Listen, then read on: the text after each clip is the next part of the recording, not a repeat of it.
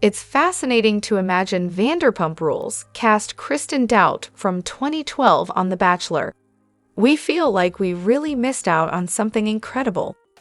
I've always assumed that many of the opportunities Ariana is pursuing now were available earlier, but she declined them because of him. The way he manipulated her over the cocktail book in the restaurant, and how he acted out during her meetings because he craved attention, confirmed this for me. In my view, I don't think so. Before Scandoval, this show was struggling, and Ariana wasn't a prominent figure. She certainly wasn't turning down offers from brands like Uber, Duracell, or Bic, let alone opportunities in Broadway or hosting gigs. Kudos to her for making the most out of this chaotic situation. Her work ethic and charm have undoubtedly sustained interest for over a year. However, these opportunities didn't come her way before the scandal. Hello everyone, welcome back to my channel once again, Spill Chronicles. It's me, Ramona, here. I hope everyone is having a wonderful day. Keep watching, so let's dive into today's video. On the other hand, Victoria Lee Robinson is fully engaged in the comment section of life. While Rachel certainly has her own issues, Victoria isn't exactly in a position to criticize others when she's deeply involved in drama herself. She also chimed in on Billy's podcast post, claiming Sandoval has cheated on her multiple times, stating false news, presumably meaning fake news. For someone who claims not to have watched EVR, she sure knows how to insert herself into Bravo discussions. He has a way of influencing women's behavior. Ariana succumbed to it, Rachel to a lesser extent, and now Victoria. He's a manipulative person. Showing the food truck scene after the affair came out exposed his true nature. It's baffling to see Victoria defending him and attacking other women when we've seen his behavior on camera. Victoria is just as insecure, petty, and dramatic as Raquel. Tom seems to be avoiding intelligent women after Ariana. Her intelligence made him feel inadequate, and he seems intent on avoiding that situation again. To clarify my original comment, Tom has always been drawn to insecure women. It was evident with Kristen and Ariana. He uses manipulative tactics to keep them insecure. However, starting with Rachel, he sought partners who were also less intellectually challenging because he didn't want to feel inferior. This was evident in the scene at Rachel's apartment, where he corrected her would've, could've, should've comment to assert dominance. Victoria appears to share Rachel's lack of intellectual depth. From what I've observed, Victoria displays similar attributes to Rachel, whereas Ariana's intelligence sets her apart. However, Victoria also exhibits insecurity and pettiness, as evident during the show, which Ariana has addressed in herself. Ariana is undoubtedly intelligent, but historically, she also engaged in criticizing his ex. It seems to be a pattern with him and his influence over women. I don't believe it's solely about intelligence, as Ariana is intelligent and displayed similar behavior. It likely has more to do with his manipulative tactics. However, most folks might not get why I'm thrilled, but I know you all will. Marking my bachelorette bash in Vegas with a pumptini and goat cheese balls. It's funny how goat cheese balls seem so unglamorous. They're like flattened chicken balls with coleslaw inside.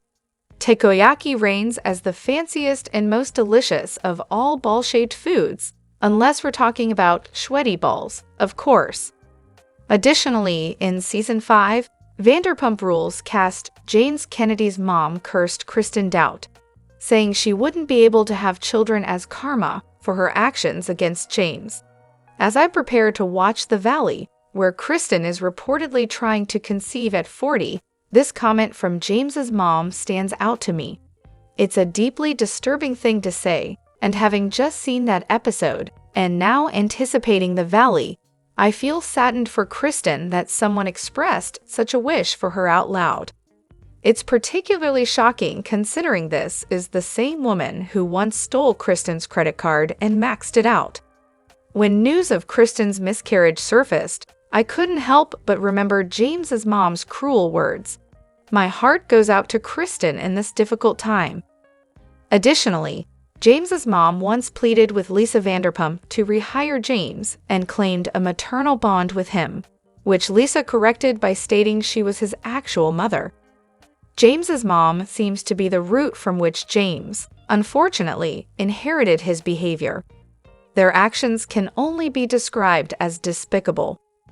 Moreover, during the June 14th episode of her Shenanigans podcast, Sheana addressed a listener's question about Lala's comment that Ariana, 38, wasn't a fan favorite. Opinions on Sheana's recent defense of Ariana vary. Is it a belated effort to redeem herself from being seen as a fickle friend, or is it too little, too late? Do you place Sheana and Lala in the same category of disloyalty, or do you give Sheana more leeway? Personally, I'm glad to see Sheana finally speaking up, though it does seem like an attempt to save face. It's never too late to defend a close friend. Sheana has fluctuated between being a supportive and unreliable friend to many. She's known for being a people pleaser, which has sometimes strained her closest relationships. Despite not consistently being there for Ariana on the show, Ariana considers Sheana family, indicating a readiness to forgive. I believe Lala could still redeem herself if she chose to, but it seems she's not inclined to do so. Lala appears to harbor animosity without reason, while Sheana is easily swayed by others' opinions. Neither is necessarily better, but I feel more sympathetic towards Sheana and hold higher expectations for Lala, viewing her as vindictive. I'd prefer Sheena's recent actions over the alternative, but for me to see it as genuine progress, I'd need consistency and proactive efforts to confront issues directly rather than skirting around them. Her recent defense contrasts with previous poor choices, such as her misguided support for Raquel during the Abby sightings. Furthermore, Sheana needs to demonstrate the same level of determination in supporting Ariana as she did in trying to facilitate a conversation between Ariana and Tom for Tom's sake throughout the season. While Sheana may or may not repair her relationship with Ariana, I wouldn't be surprised if Lala turns against her for defending Ariana. Both were contentious this season, but if Sheana attempts to backtrack while Lala doubles down on her stance, it could create further conflict. Ultimately, Sheena's adulthood should empower her to make better decisions. Over the years, she's shown resistance to change and primarily prioritizes herself.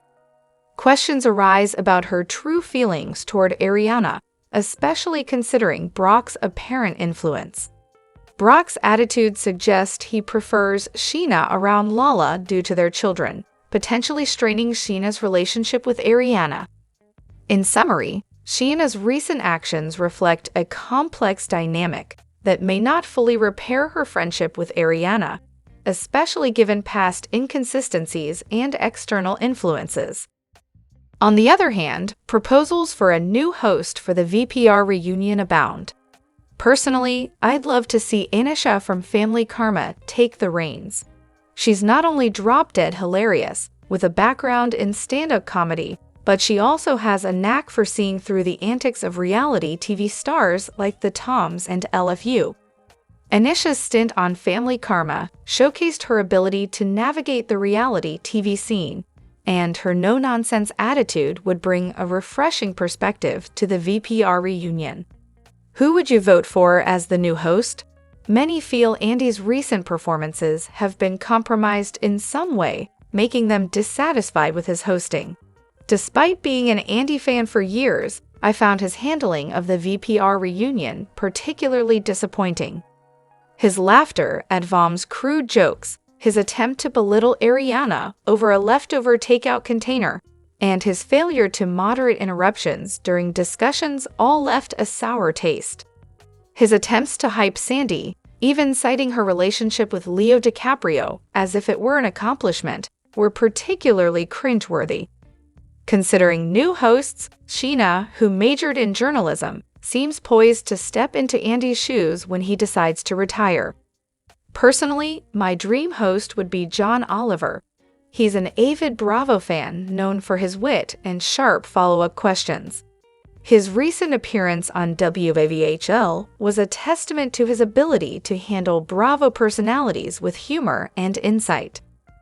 Danny from WVHL and his podcast interviews with Bravo celebrities are also favorites. He brings a lighthearted and humorous touch that contrasts with Andy's sometimes humorless demeanor, especially of late. However, let's correct the false narrative about Shay to criticize Scheana. While it's true Sheana has shown hypocrisy and isn't always a supportive friend, it's inaccurate to blame their marriage ending solely on her lack of support for his sobriety. The reality is their relationship broke down because Shay depleted Sheena's finances through theft and cheated on her consistently. Despite Shay's claims of not wanting to be on the show and hating it, he didn't hesitate to spend the money Sheana earned from it. Two truths can coexist. Scheana did express uncertainty about being with someone who was completely sober, while also urging Shay to drink socially during his sobriety journey. Simultaneously, Shay's actions, fueled by active addiction, included stealing from Scheana to fuel his drug habit. I wasn't aware this narrative was circulating widely, but it's crucial to acknowledge both Scheana's shortcomings and Shay's destructive behaviors in their marriage. Scheana did disclose Shay's addiction on television, which some view as retaliatory rather than supportive. However, it's important to note that Shay chose to participate in these discussions and could have opted out at any time. While Shay's actions can be partially attributed to addiction, Scheana's behavior is often criticized as self-centered and vindictive. Her public declarations about moving on to another relationship during their marriage were seen as insensitive and self-absorbed. It's also worth clarifying that Scheana and Shay believed he could handle moderate drinking after he stopped using pills. The portrayal of Scheana pressuring a recovering addict to drink overlooks this context. In retrospect, while Scheana isn't above criticism, the complexity of the relationship dynamics, including Shay's choices and Scheana's reactions, deserves a nuanced understanding. Additionally, I'm currently rewatching Season 4 and noticed Scheana mentioning her struggle with friendships with both Ariana and Kristen. She claimed it was difficult because she had been friends with Kristen longer, but this timeline seems inconsistent. Initially, Scheana was friends with Ariana from Villa Blanca, before Kristen even entered the picture at SUR. It appears Scheana might be exaggerating her history with Kristen to justify maintaining their friendship during Kristen's more tumultuous moments. In the same season, Scheana also mentioned knowing Sandoval the longest, implying a longer history than with either Ariana or Kristen. However, considering they all worked together at Villa Blanca before SUR, it's possible she met Kristen through Sandoval. Nevertheless, calling them friends from that time might be a stretch. Throughout the seasons, Scheana's timeline regarding her relationships with various cast members, including Sandoval and Kristen, has seemed to evolve, with the duration of their friendships growing from 10 years to 15 years by the reunion. This inconsistency leaves room for skepticism about Scheana's claims. Moreover, I'm currently watching Vanderpump Rules for the first time and nearing the end of Season 11. I find Katie's behavior controlling and toxic, and I'm puzzled by how it's normalized within the group. Katie often micromanages who the rest of the cast can have relationships with and how they handle those relationships. It's suffocating to be friends with someone who constantly judges others' choices and tries to mold them into something they're not. Why can't she just accept people as they are? Being around someone like that feels unsafe. Why does Katie feel the need to exert such control over her friends' lives?